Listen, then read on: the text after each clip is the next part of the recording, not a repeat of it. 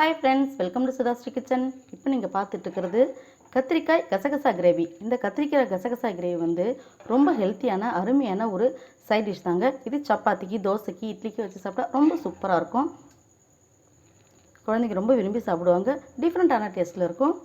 இந்த அருமையான ஹெல்த்தியான கத்திரிக்காய் கசகசா கிரேவி எப்படி செய்யுதுன்னு வீடியோக்குள்ளே போய் பார்க்கலாமா? அதுக்கு முன்னாடி நம்ம சேனலை சப்ஸ்கிரைப் பண்ணாதவங்க SudhaSri கிச்சனை சப்ஸ்கிரைப் பண்ணிக்கோங்க. பக்கத்தில் இருக்கிற பெல் சிம்பிளை ப்ரெஸ் பண்ணுங்கள். அதில் ஆல்ன்ற ஆப்ஷன் வரும். அதை கிளிக் பண்ணிங்கன்னா நம்ம போடுற எல்லா பதிவும் உங்களுக்கு நோட்டிஃபிகேஷனுக்கு வந்துடும்.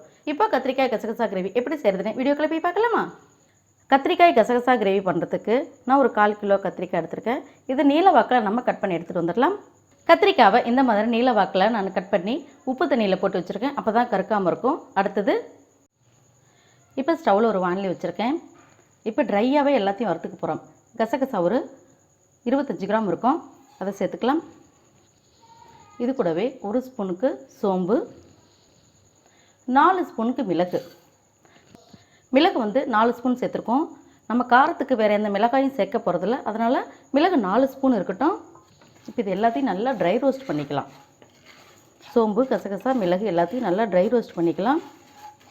பச்சை மிளகாய் இல்லைன்னா காஞ்ச மிளகாய் எதுவுமே சேர்க்க போகிறதில்ல, அதனால் மிளகு வந்து நம்ம 4 ஸ்பூன் சேர்க்கும்போது இந்த காய்க்கு, கிரேவிக்கு எல்லாத்துக்கும் காரம் கரெக்டாக இருக்கும். இப்போ நல்லா கலர் மாறி இருக்குது, நல்லா செவக்க வறுத்தாச்சு. இப்போ இதை வேறு ஒரு பிளேட்டுக்கு நம்ம இதை மாற்றிக்கலாம். இப்போ வேறு ஒரு பிளேட்டுக்கு மாற்றியாச்சு. இது அப்படியே சூடு ஆறட்டும். சூடு ஆறின பிறகு இதை நைஸாக அரைச்சி எடுத்துகிட்டு வந்துடலாம். இப்போ அதே பேனில் 2 ஸ்பூன் ஆயில் சேர்த்துக்கலாம். இப்போ பெரிய வெங்காயம் 1 கப்புக்கு, இதை நான் பெருசாக கட் பண்ணி வச்சுருக்கேன், அதை சேர்த்துக்கலாம். இதை நம்ம வதக்கி அரைக்க தான் போகிறோம், அதனால் கொஞ்சம் பெருசாகவே கட் பண்ணியிருக்கேன். அடுத்தது ஒரு 10 பல் பூண்டு. வெங்காயத்தையும் பூண்டையும் நல்லா சுருளை வதக்கிக்கலாம். இந்த கிரேவி டிஃப்ரெண்ட்டான டேஸ்ட்டில் ரொம்ப சூப்பராக இருக்கும். இந்த மழை காலத்தில் நம்ம இந்த மிளகெல்லாம் சேர்த்து சாப்பிடும்போது நமக்கு சளி, இருமல் இந்த பிரச்சனைலாம் எதுவும் இல்லாமல் இருக்கும். நம்ம உணவுலேயே நம்ம இந்த மருத்துவ குணம் உள்ள இந்த பொருளெல்லாம் சேர்த்து சாப்பிடும்போது நமக்கு இந்த சீசனுக்கு ஒரு எந்த பிரச்சனையும் வராமல் நாமளே இதை சரி பண்ணிக்கலாம். அதே சமயத்தில் கிரேவி சாப்பிட்ட மாதிரி இருக்கும், நம்ம உடம்பை பாதுகாத்த மாதிரி இருக்கும். வெங்காயம் நல்லா கலர் மாறுற அளவுக்கு நல்லா இதை வதக்கி விட்டாச்சு. அடுத்து ஸ்டவ் ஆஃப் பண்ணிக்கிட்டு நம்ம இதை வேறு ஒரு பிளேட்டுக்கு மாற்றிக்கலாம்.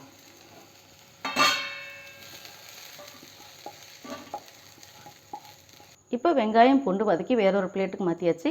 இது சூடு ஆறின உடனே இதையும் நல்லா நம்ம நைஸாக அரைச்சி எடுத்துகிட்டு வந்துடலாம். அடுத்தது அதே பேனில் 2 ஸ்பூன் ஆயில் சேர்த்துக்கலாம். நம்ம நீல வாக்கில் கட் பண்ணி வச்சுக்கிற இந்த கத்திரிக்காயை சேர்த்து வதக்கி விட்டுக்கலாம். இப்போ இந்த கத்திரிக்காய்களை நல்லா வதக்கி எடுத்துக்கணும். இதை லோ ஃப்ளேம்லேயே வச்சு வதக்கிட்டே இருப்போம். இந்த லோ ஃப்ளேமில் வச்சு வதக்கிட்டு இருக்கும்போது நம்ம கசகசா, சோம்பு, மிளகு இதெல்லாம் வறுத்து வச்சுருக்கோம் இல்லைங்களா, அதையும் அரைச்சி எடுத்துகிட்டு வந்துடலாம். பூண்டு, வெங்காயம் அதையும் அரைச்சி எடுத்துகிட்டு வந்துடலாம். இப்படி லிட்டு போட்டு மூடிட்டோம்னா சீக்கிரமாக நமக்கு வெந்துடும். நம்ம அரைக்க வேண்டிய பொருளை அரைச்சி எடுத்துகிட்டு வந்துடலாம் அதுக்குள்ளே. இப்போ திறந்து பார்க்கலாம். இப்போ கத்திரிக்காய் பாதியளவு வெந்திருக்கு. பாதியளவு வந்த பிறகு கொஞ்சம் கலந்து விட்டுட்டு இப்போ இது கூட நம்ம ஆனியன் கார்லிக் பேஸ்ட்டு நம்ம வதக்கி வச்சுருக்கோம் இல்லைங்களா, அதை சேர்த்துக்கலாம். சேர்த்துட்டு நல்லா கிளறி விட்டுக்கலாம். அடுத்தது கசகசா, சோம்பு, மிளகு இதெல்லாம் வறுத்து அரைச்சி வச்சுருக்கோங்கள, அந்த பேஸ்ட்டு இதோட சேர்த்துக்கலாம்.